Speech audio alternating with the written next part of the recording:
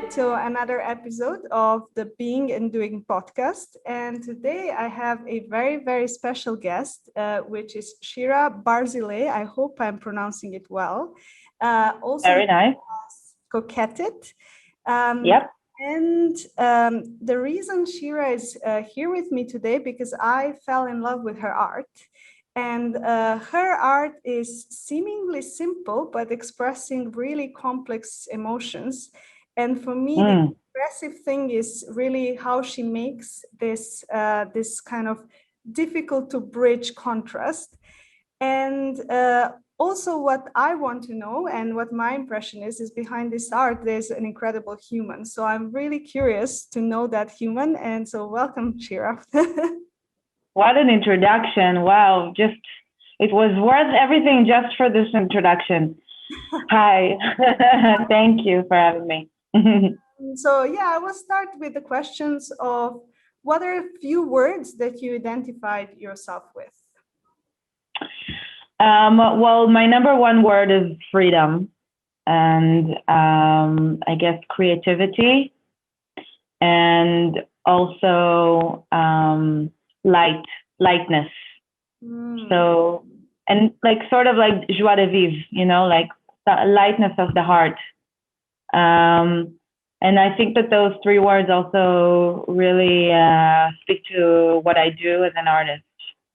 I think that the number one thing in my life and in my art is to feel and to convey a feeling of limitlessness, no limits.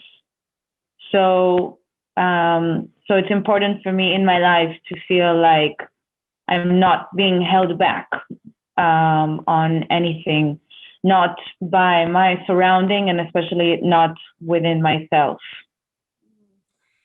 And talking about that lightness and freedom, how did you work on helping yourself to feel that inside first? Because it took a while, but it also was always there. It's both.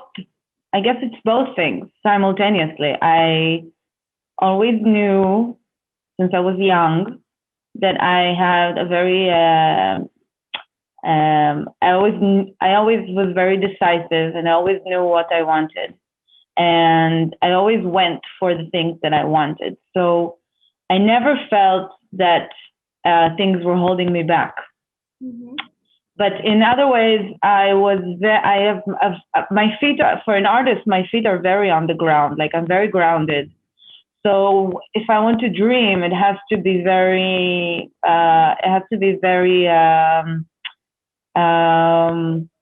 something realistic that can be achieved. So I don't fantasize and then get disappointed. So I guess it's kind of that both of those things also like happening, and when it's there's a practice to it as well. Practicing the freedom is, some things are very pragmatic, like practicing meditation and practicing positive thinking and practicing art, and all these things help you to be in a mindset that you are where you want to be, and if you're not there yet, you will get there. So it's kind of like a constant low frequency, but it's like always there. Sometimes more, sometimes less, but it's always there, hovering, an energy.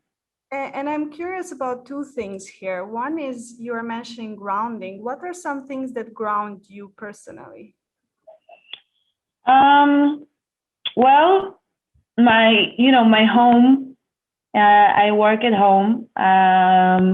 My studio is at home, and being here in my kind of like sanctuary and being here in my apartment makes me feel like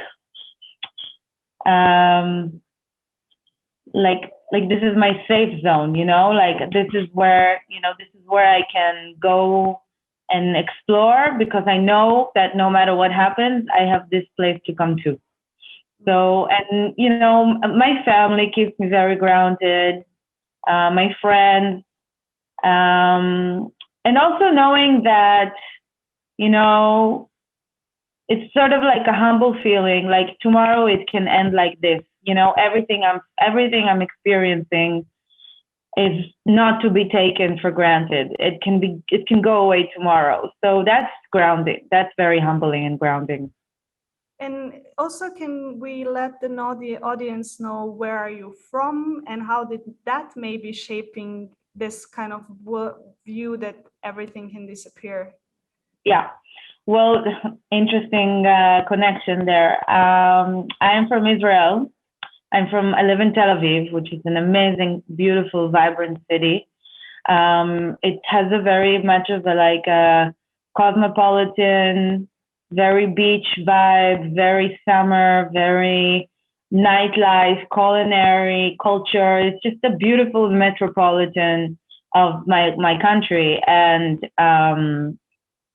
but as as progressive as it is, I do still live in the Middle East, and we do get conflicts from time to time. And so, yeah, I'm keenly aware of the fact that realities can change in seconds. And just last week, we were here, running for shelter because there were bombs being intercepted over our heads.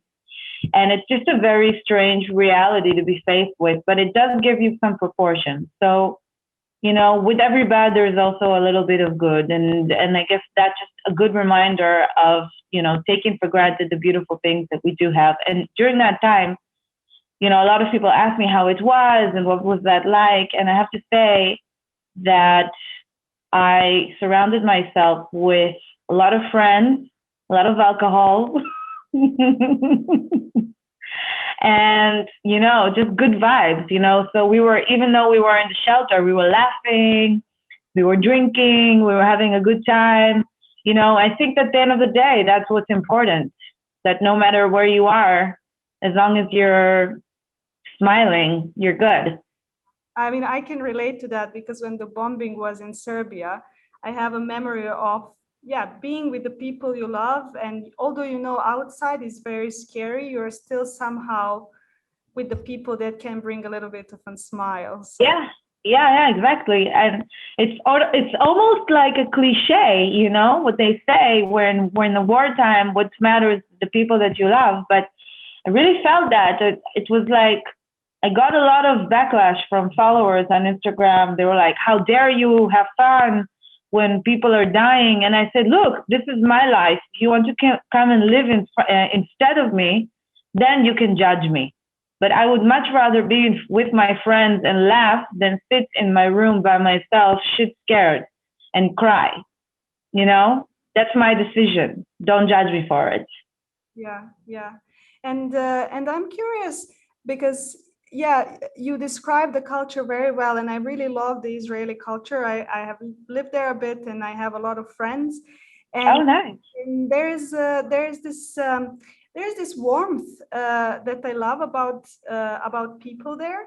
And I'm curious if you can somehow, in few words, try to bring or paint an image of the culture you are brought up in, because I feel that a lot of people don't really know exactly what that means. Well, first of all, Israel is very versatile because we are a melting pot of many different cultures, right? The Jews came from the diaspora from all over the world and settled here and built their home here. So, I mean, I'm a perfect example. My father came from Iraq, from Baghdad. He was born there. My mother is Russian, Romanian. And like me, most of my friends are also mixed from different places. So Israel is first and foremost a very, very versatile place of different. This is why the food here is amazing, and why the music everything is just versatile. And also, when you put people coming from different places, we look for ways to connect.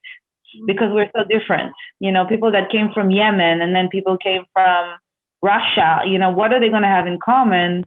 And then you build like the culture around the things that bring people together, which is warmth and, the sun and the music and the food and, and all of the things that come together.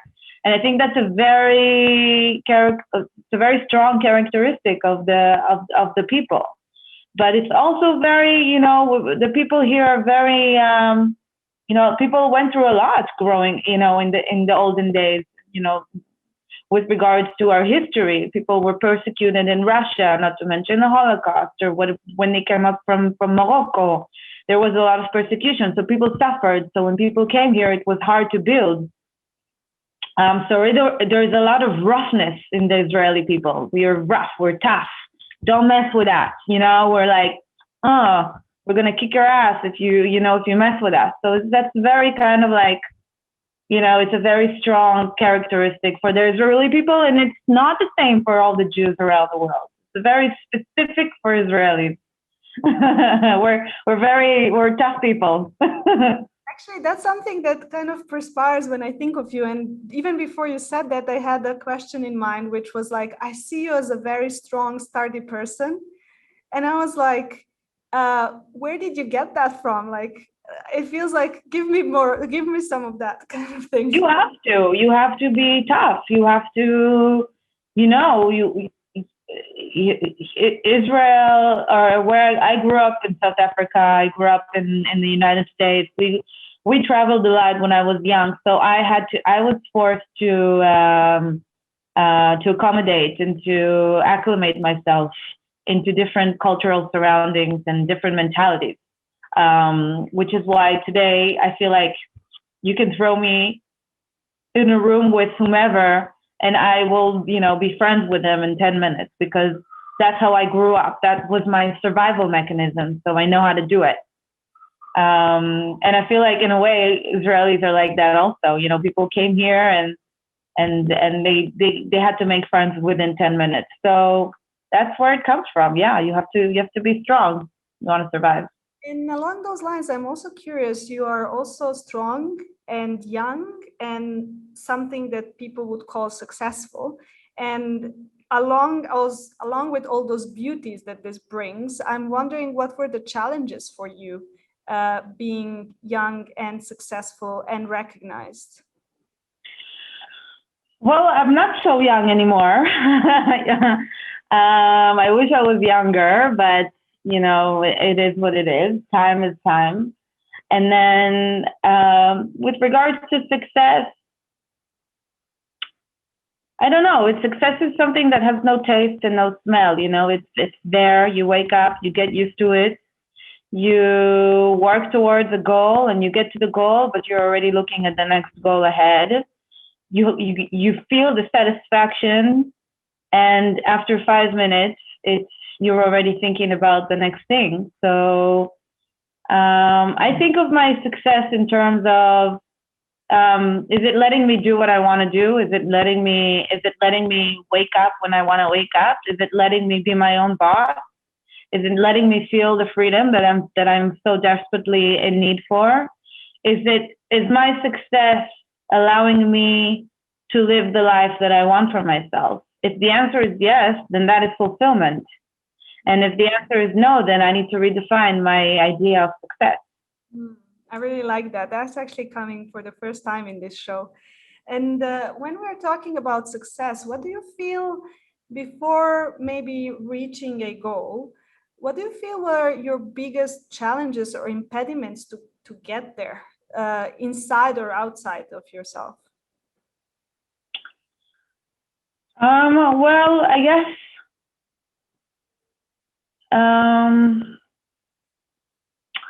it's interesting. It's going to sound weird what I'm about to say, but I don't feel like I've ever really struggled so much with regards to building myself up. I had some setbacks, but it was more like, oh, I didn't get the project that I was going for, but it wasn't because of me. It was like there were like extenuating circumstances that that prevented it, or maybe it was me, maybe I wasn't ready. But I was always very, ever since I can remember, I was always very keenly aware that the good things, really, really, really good things, take time. So I think that I think a lot of people mistake failure with not being patient, and giving up, because that's the only difference between someone who fails and someone who succeeds. The someone who succeeds just never stopped trying until he succeeded. And for me, it was always about the journey and loving the process. I love what I do, so I don't mind failing, or I don't mind not getting something, because I know I will one day. But till that day comes, I love what I'm doing. So I can't really speak of any or make up of any uh, struggle or anything like that, because that's like the one thing in my life that has always been a constant place of comfort. That's actually really beautiful. I mean, sometimes I feel similar, because when you're doing something you like, even when you fail, you always really learn. So it really feels like it's just the next new learning. Yeah. And I'm along those lines of the process. What was your process? So what was the starting point, and then how did it become this beautiful thing that it is now? Well, I never really thought that I would do what I do now, because I always loved art, but I never thought that I would be an artist. I always thought that I would do something around art, which is why I went to study fashion design. I wanted to become a fashion designer, but I had absolutely no talent for making clothes, like really like making clothes. I was really bad at it. I had no real sense of what it takes to be a clothing maker, with regards to structure and fabric and shape and everything, because I really knew how to draw. Mostly, I love drawing fashion designs, and I love drawing fashion illustrations, and all of that aspect of it. But I was really bad at I wouldn't say bad. I would just say it was struggle. It didn't come natural to me. So when I became an illustrator, it was all about fashion, fashion, fashion. I was doing a lot of freelance work, and working for different brands and designers, and slowly building my name, but very slowly, because I was always also working as a graphic editor at the time for a magazine. So everything I did was along the lines of my full-time job. So I was never really like stressed, to make ends meet or everything like that, because I had my job and everything I did was on the side of it. So it gave me the privilege to evolve very slowly and very naturally and organically. And I think eventually I kind of grew out of fashion. I kind of understood that I love fashion, I will always love fashion, but the context of what I'm thinking in my head is already outside of the fashion bubble. And I'm already developing new ideas, and I'm already thinking about the world in a non-fashion way. And I have new ideas that I want to express. And I can't be confided by this F word that I keep hovering over my head. I need to let it go and say goodbye. And it was a very sad goodbye. I had to remove the fashion from Fashion Illustrator and just be an illustrator for a while. And that was very scary and daunting. And after a while, I started to, I started to build my business and started to build, different projects, and slowly but surely leading me to where I am today. But it was a really, really long journey, really, really long, and full of different peaks on the mountain, but just like huge mountain where I just like keep traveling different paths, going here, seeing the view here, go, oh, nice, I'm going to go there now. And just like really traveling, it was never like a one way up.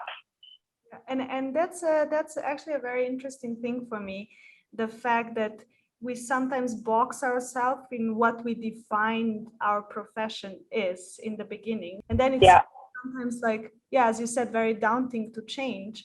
And I'm almost wondering, like, was this a courageous thing for you to do, or did you felt that you need courage to do it at some point?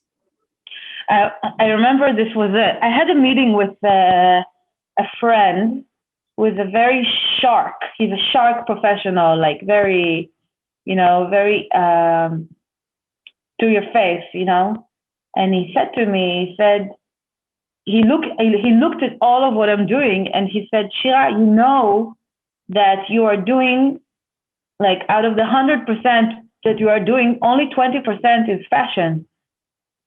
So why are you calling yourself a fashion illustrator? I had to see it in my own eyes to understand it, because it's so hard to realize things about yourself. It's so easy for someone else to see it about you. And if they are true friends, they will tell you what they see.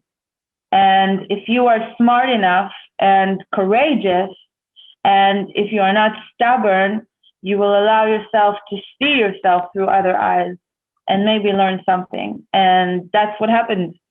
He really opened my eyes, and I realized that it was confining me, and it was a courageous move because I was really leaning on it. I had built my name on it. I had built my confidence on it, and I didn't know where I was gonna go. But the funny thing is, once I let it go, everything opened up. That's where everything kind of like exploded. Because I wasn't, I always say this, every interview, I always say, it's also a cliche, but the really only limitation that we have in our life is the one here. And it was such a beautiful example. The second I said goodbye to fashion, I was I was an interior designer. I was a landscape artist. I was, a canvas artist. I was a digital artist. I was the world was my canvas, and that's where the phrase "the world is my canvas" was born, which led me to my growth on Instagram, because that was the story I chose to tell. And there I'm also curious because all of your art seems very self-expressive, and that somehow that self resonates with a lot of us. And I'm wondering, was there a point with your growth, and if you want to call it success, that was starting to limit your self-expression by what people wanted to see more or less? Yeah, I mean, I'm very much, I won't lie to you. I am very much aware of what I think and know of people to expect of me, but I sort of really trust in their vision. I know what my vision is, but if I'm feeling like I'm being pulled in a certain direction, I feel like it's okay because it came from me. And if that's what they want, then that's what I need to show. I'm not, it's so funny because if I didn't do it, I would stand alone in an island, not interest anybody, be irrelevant. And I would, what would I do? Pat myself in the head and be like, good art, Shira, good art. Yeah, you really expressed yourself well today.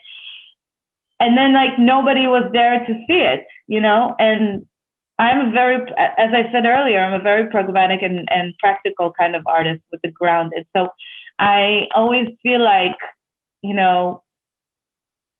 a writer needs to be read, an artist needs to, their art needs to be expressed in front of a crowd. You need to touch.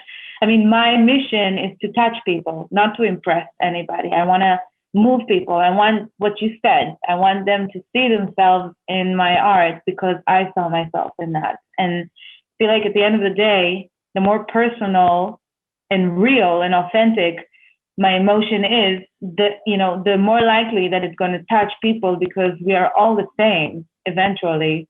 We all have the same emotions. We cry in the same movies. We listen. We love the same music, and we all are human.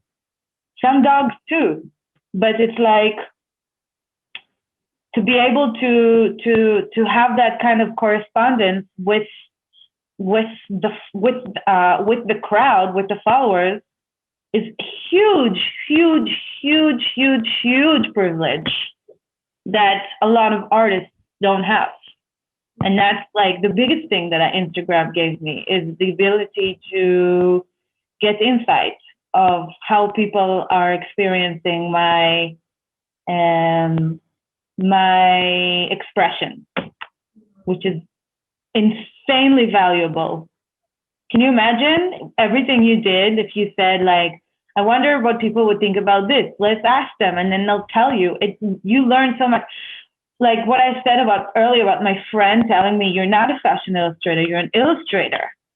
That one meeting that changed my life, I get that now every day from my Instagram followers. That's a huge power. Yeah. And talking about touching people, that's basically seeing Shira as a human.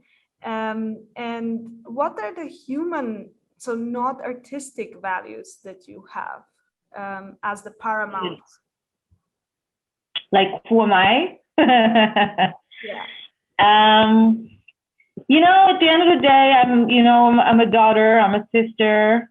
I was a mother to a beautiful dog that died last year. I'm a single girl. I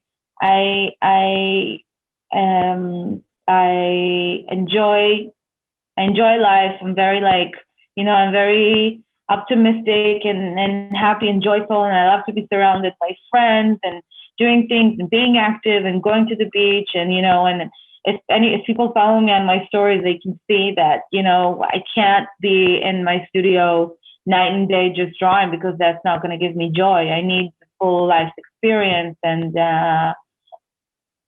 so I guess I'm just regular, joyful, fun-loving girl. That's just who I am.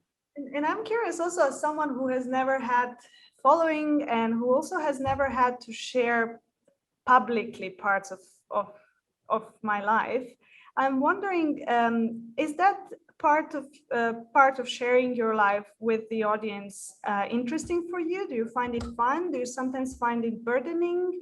Because I sometimes feel, or sometimes also is it difficult for you to always have your phone and be like, I captured this moment and I captured this moment? And I'm thinking sometimes maybe I just don't want to have my phone with me. Well, all my friends tell me that I'm obsessed with my phone, and I'll be the first one to admit it. I actually have one of those phone bags that you carry your phone on you all the time. I wake up and I'm in my phone. I'm very, very obsessed with my phone. That's true. But I'm trying to be more aware of it. And I do love to share my life, but I am very, very selective in what I choose to share. And also, I really, really make it a point to show something that is different from what is being shown on social media right now. I am not a huge follower of people. I only follow my best friends. Sometimes, however, I do get down the rabbit hole and I see what people are doing right now. And the one thing that I can't stand is the fact that everybody is just a copycat of everybody else. That drives me crazy. It's very disheartening. You see people and they're just doing the same thing as everybody else. They're wearing the same clothes and they're using the same filters, and they're shooting from the same angle, and they're using the same hashtags. And I ask, where are you? Where's the originality here? So whether I choose to share certain aspects of my life, which I do enjoy, I always try and do it in a way that feels very natural to me, and not going after some kind of flow. But yeah, sometimes I'll put the phone down and I won't share anything. And then other days I'll be crazy mad, sharing. Yeah, so it depends on the mood. Very light. I don't have a lot of story followers. People are more interested in my art than my life, I guess. And that's fine by me. Yeah. And then talking about the art. So your art and your expression seems very unique now. And if I would see it somewhere, I would know, okay, this is Shira. but I'm wondering what's the story behind the line. Well, ever since I can remember, I was drawing faces. I used to be obsessed with beauty pageants, with like Miss America and Miss U and Miss World, and so I would draw faces, and then I would rate them, and I would like crown the most beautiful one. Like that was like what I used to do as a child. And then growing up, I used to draw fashion illustrations. It was always about the face, the eyes, the nose, the mouth, the hair. Um, and then I discovered the minimalistic movement, and it really spoke to me. And I was able to minimalize all of the like never-ending details I used to draw, and it really like gave me accuracy, and I felt like my aesthetic and my philosophy of like drawing really fast and being a doodle artist really fit well the fact that I can trust the line and I don't have to seek, you know, accessories with like, embellishments and everything. And I understood at some point that the line is what matters. And I started to eliminate everything that was unnecessary.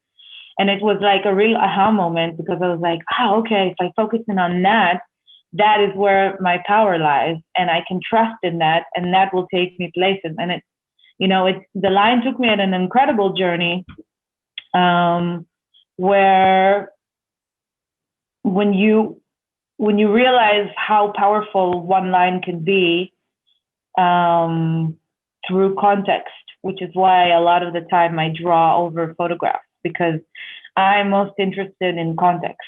I love that a single line can change an entire story. And,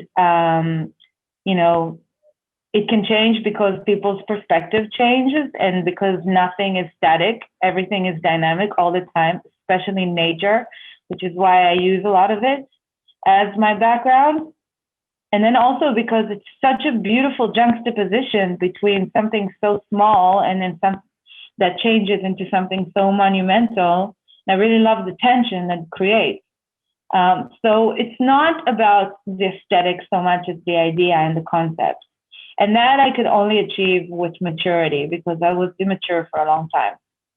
And I had very childish ideas about what art was. And when as time went by, I grew up, I went to museums, I traveled around the world, I exposed myself to artists that I learned from, and I found my place and understood what I wanted to say.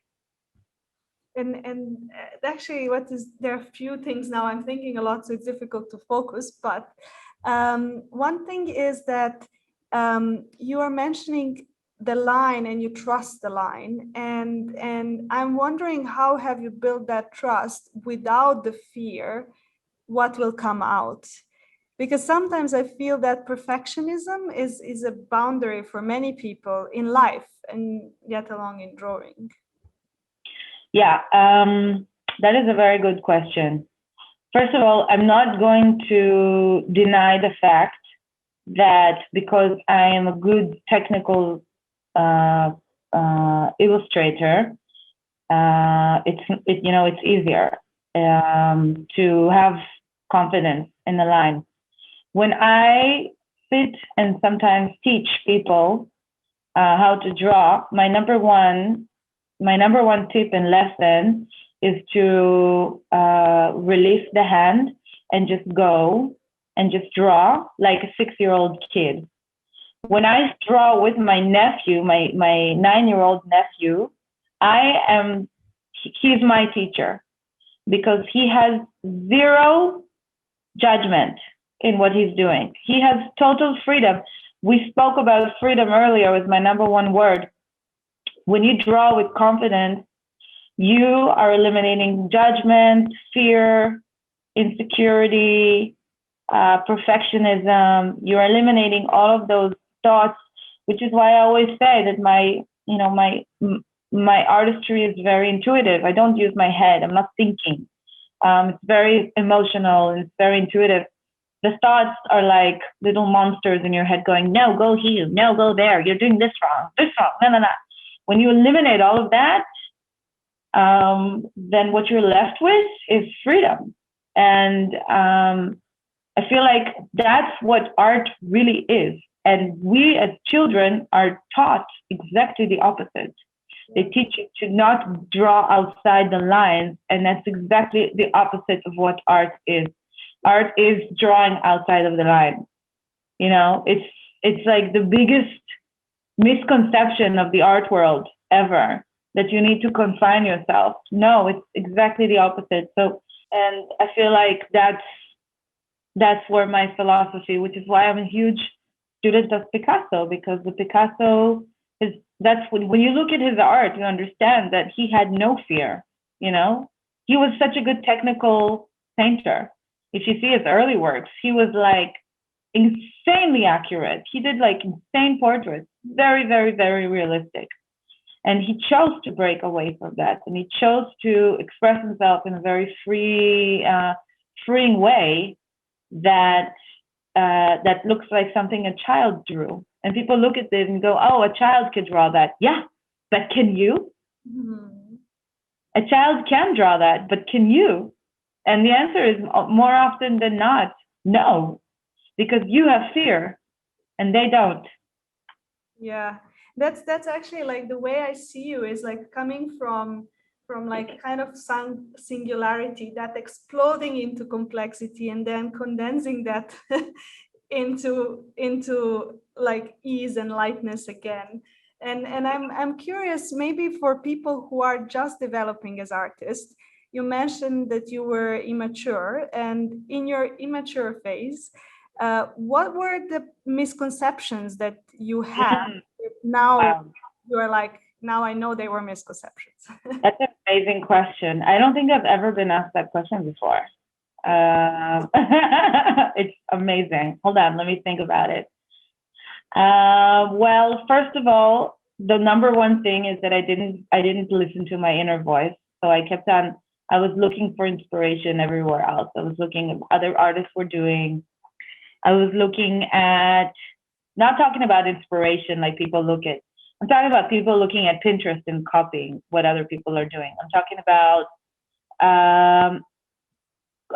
about like taking other people's ideas and passing them on as if they're yours because you don't have enough confidence in your own inner voice to seek inside and look. So I didn't look inside for a long time.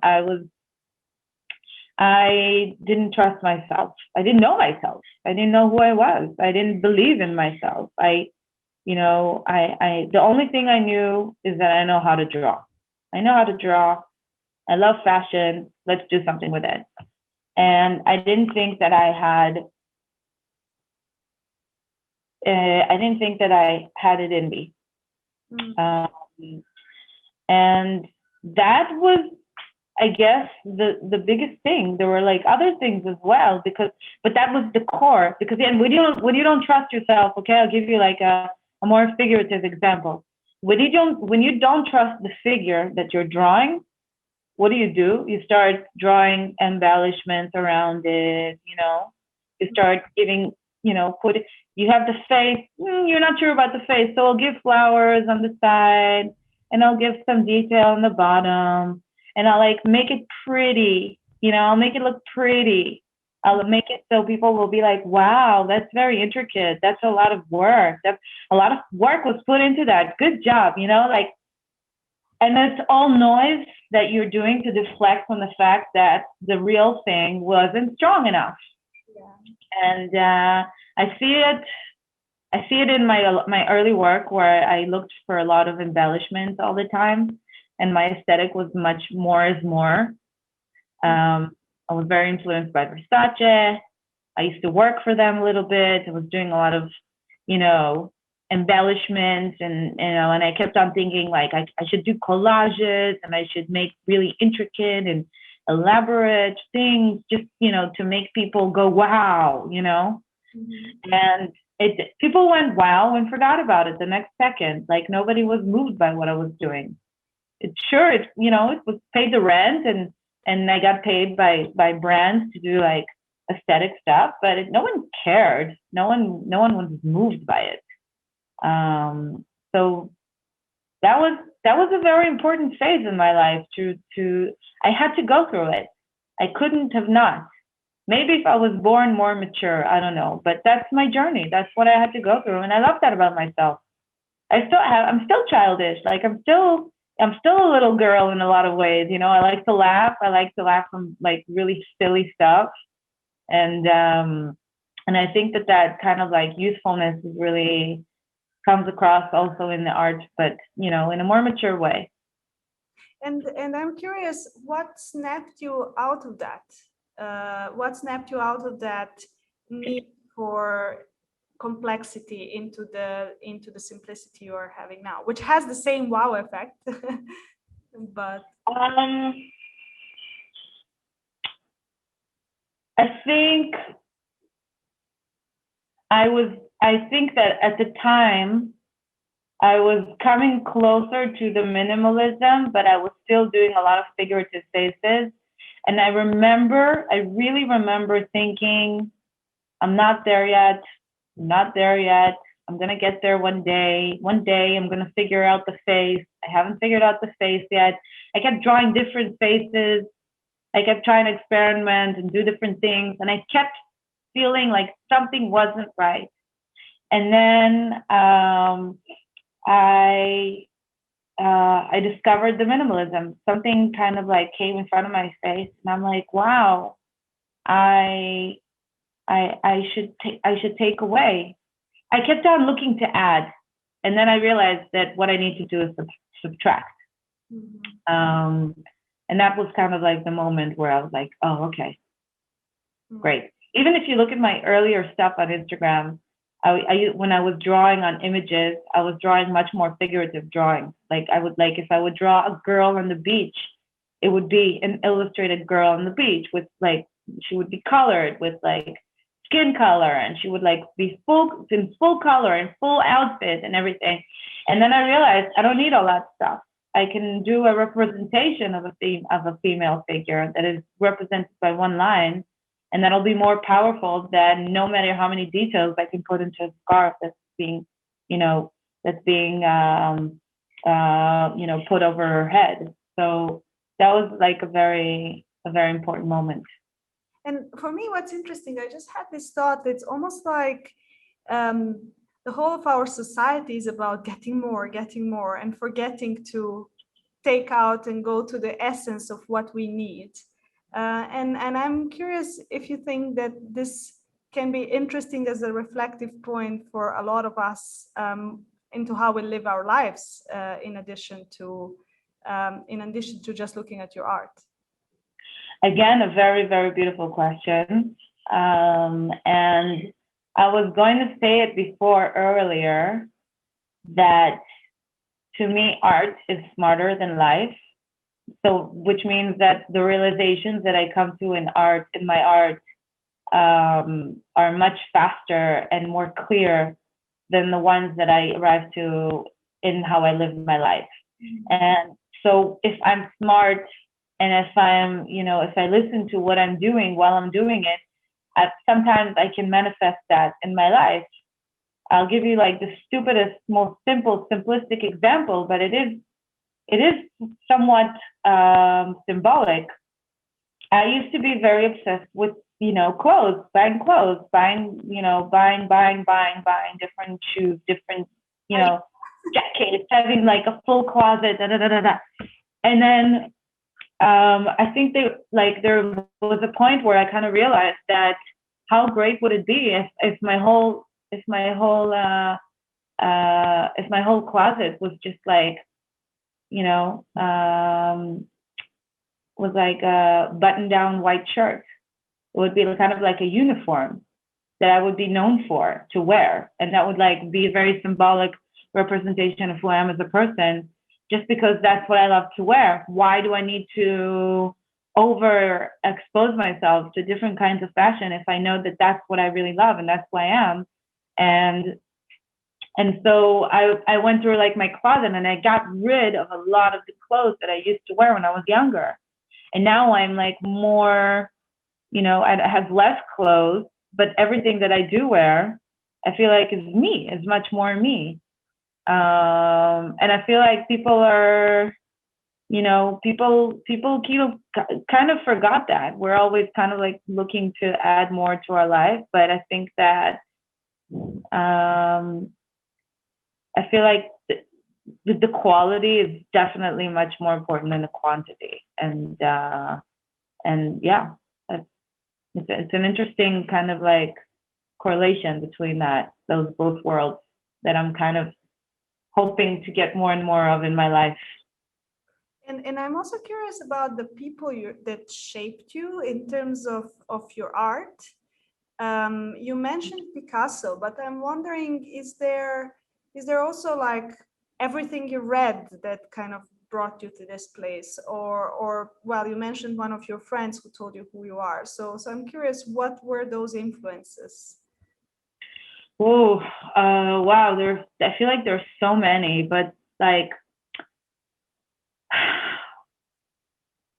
I don't know. I feel like every person I come to contact with affects me somehow. But like, when I was 3 years ago, I went to Barcelona for an influencer event, and I met an artist there, and she was so incredibly colorful and happy, and I was immediately intrigued by her. And then I found out that she was the artist in residence for the fashion company that had brought us all there. She was like making clothing collections with them. And then I started following her and I realized that she's doing art and she's doing Instagram and she's living her life freely and she's just like beautiful soul. And I was working as a hired graphic editor at the time, 9 to 5 job, sitting in a closed office by myself, just like really gray life. And she really inspired me. Like I saw the way she lived and I go, wow, I really hope to, be that kind of artist one day where I can make art in my home, live freely, make a living, be successful, and just enjoy my life just like that. And, and now I'm doing that. Now that's my life. And she's a huge influence on me and she'll never know. Like, she doesn't even know. Like, we know her. I know her, but I don't know if I'd necessarily tell her that, but she, just by looking at her, she influenced me. And I feel like there are a lot of like incidences like that in my life where I look at someone and I go, wow, I see what they're doing. I like that. And I hope to one day have that. And then I'll forget all about it. And then it's like planting seeds in the subconscious. And then one day you realize, oh, you manifested it for yourself. So there's just like many incidents like that. And there, I'm curious. One thing is, do you mind saying who that is? Yeah, her name is Miranda Makroff. She's a Spanish painter, and I really, yeah, she's amazing. And the second part is what I liked about you is, first of all, you mentioned beautiful soul. And many times when I encounter people, like that's the feeling I had when I saw you. I was like, this is really beautiful when you just see someone's shiny eyes. And I think sometimes a lot of people, when they see someone who is successful, they maybe have the opposite effect, almost like it brings them down. I would never be like this, or I should stop trying. And you are an example that actually you can use that as a positive fuel. So maybe we can say some words around this for people who might looking at you and saying, oh, I wish I was Koketit and I should maybe just give up, Yeah. Well, I mean, I think that I feel like there's a really fine line, as you say, between being discouraged and being inspired. But we need to aspire to be inspired, right? We can't let our dark thoughts take hold of us, and we need to find small steps to help us rise up. It's easier when you have someone who's similar to you, who reminds you of yourself. so that you can say to yourself, if they can do it, I may be able to do it. So you have to pick someone who's a little bit similar, who you see yourself in them. I saw a lot of myself in that girl. She's about my age. She's not a model. She's okay looking. Her art is very similar to what I do. And so she helped me fine tune the way I want to go in my direction. So I think, as I said before, it's really important to put realistic goals for ourselves and to try to achieve them in very small steps so we don't get discouraged insanely, because that can, bring to a real depression. So, and by the way, I have to say something. My art is very simple. Like, as you said, it's like a simple line, which is why a lot of people copy me and like try to do what I do. And so when they see something that is not completely intricate and, technical, they go, wow, I can do that as well. And then they start doing art and they start practicing.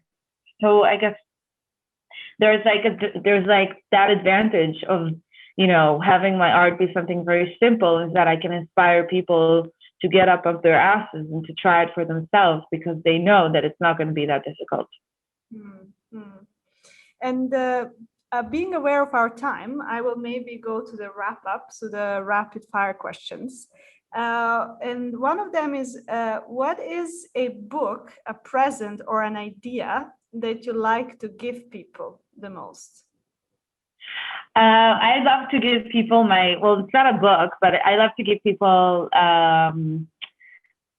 temporary tattoos that I used to do when I was doing when I started my business. I did a collection of it was called Not Forever tattoos, and I did like these simple drawings, and I was just like sold like these like temporary tattoos, and just like really fun things where you put like on the skin, and I would bring them everywhere to like parties and everything, and we would have like a big tattoo party, and it's a really fun gift. So I would like, that's like my number one gift, that and socks. But I also feel like another thing that I would really suggest to give people would always be like a journal, so that people could write their own story, because it's very important to put down in words. Even talking to you, I feel like I learned about myself even more, because it's always good to express, no matter what you're doing. That's true. And then, what is an absurd thing about you that not many people know about? Absurd? Yeah. Let's see. What's absurd? I have a very strange sense of humor. I can sometimes laugh I can watch a movie and then I can like laugh at something really stupid for 30 minutes, and everybody will look at me like, what's wrong with her? And I'll be like somewhere else, like dying of laughter. So I have a strange, very strange sense of humor of a 6-year-old. I guess that's what I can think of. Okay. And then what kind of compliments you like to receive? What do I like to receive? Well, I guess that's a philosophical question, right? Because we always want to get the compliments the ones that we do get, we take for granted. And then the ones that we don't get, we want to get, right? So I always love being complimented on the shallow things, like being pretty and like attractive and stuff like that. I'm just being honest. But also like, I don't know, just like being, I guess, funny and fun and having like good energy and being kind. I love when people compliment me on the fact that I'm like doing my own thing, and that I'm independent. When they choose to see that I chose a path where I'm just like, I'm not married, I don't have kids, I didn't do the traditional route. I'm doing my own thing. And some people that don't get it will be like, wow, do you feel bad about it? And then other people that do get it will compliment and be like, good job that you do what your soul tells you, and you do what you want, and you didn't conform. And I will just add a quick question here, which relates to what we were talking with people reacting your Instagram stories after the Israeli bombing. I'm wondering how difficult is to deal with criticism then, which comes from the people that follow you. You know what? It's interesting because I never get criticism because I'm not very controversial. My aim is to inspire. I don't think I'm not a very controversial person. I don't thrive of controversy. I have friends who are my closest girlfriends are like that, but and I find it very amusing and entertaining, and I love to surround myself with like crazy people. But I myself, I love when things are. It's not who I am, so I don't usually create controversy. And also, I'm very sensitive. So I if someone criticizes me in a way like when I got all this hate mail because I'm from Israel, it really bothered me. I was like, wow, like, and I also I lost a huge campaign with like a huge one of the biggest brands. We were like really close to closing the deal, and like the war started, and it was canceled. And yeah, I'm very sensitive, so I can take something like that very harshly, and so yeah, that's it is what it is. And the last question is, we touched upon it a little bit, but which are the things that have become more and which are become less important for you when maturing or growing older? In art or in life? Both.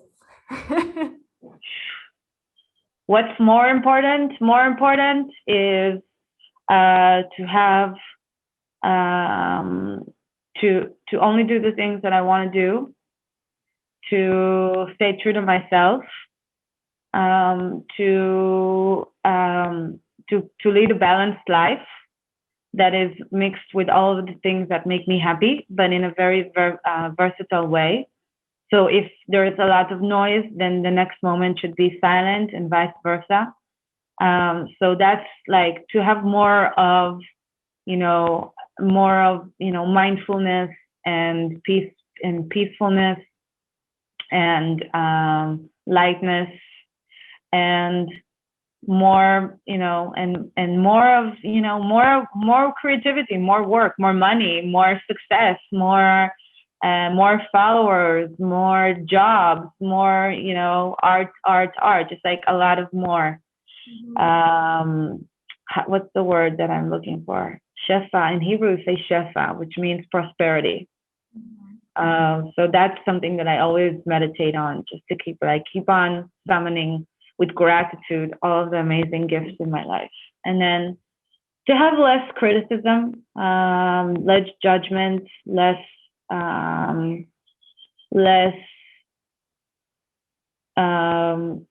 jealousy, less fear, less noise, less things that I'm not really interested in doing, less accuracy, less, I used to do a lot of different things that I didn't really want to do just because they were offered to me and I needed the money or whatever, and it was okay, it was a good pay. And now I don't feel like I need to do that anymore. Like I can really be more focused. So more focused and less kind of like less peripheral, more sharp attention. Well, with this, I would actually like to only ask you, is there something that you would like to ask yourself that you feel no one has given you the space to express, and I have somehow missed as well? What do I want to ask myself? Ooh, will I ever get married? No. So will you ever get married, Shira? I don't know. I don't even know. I don't know. Nothing comes to mind. I don't know. I think I'm good. Well, then I want to acknowledge you once more for the amazing art you're doing, and actually for being a beautiful soul, which kind of we had enough time to see that. And yeah, thank you very much. Thank you, and thank you for such beautiful, intelligent questions that made me think and reflect on where I am right now and what I'm doing. So it's always a gift. Thank you for your interest in me. I wish you the best of luck. Oh, likewise. You have just heard the story of Shira Barzilay, also known as Koketit, an Israeli-born artist and illustrator. Thanks to her peculiar on-the-spot drawing style, she has collaborated with Chanel, Facebook, Amazon and other prominent brands. She shares Picasso's belief that art is the elimination of the unnecessary and primarily creates digital prints in an attempt to reveal the unseen. If you want to connect with her, you can find her on Instagram @Koketit or enjoy and commission her work on www.koketit.com. Thank you for joining me again in this episode, and I hope you will continue sharing this journey with me.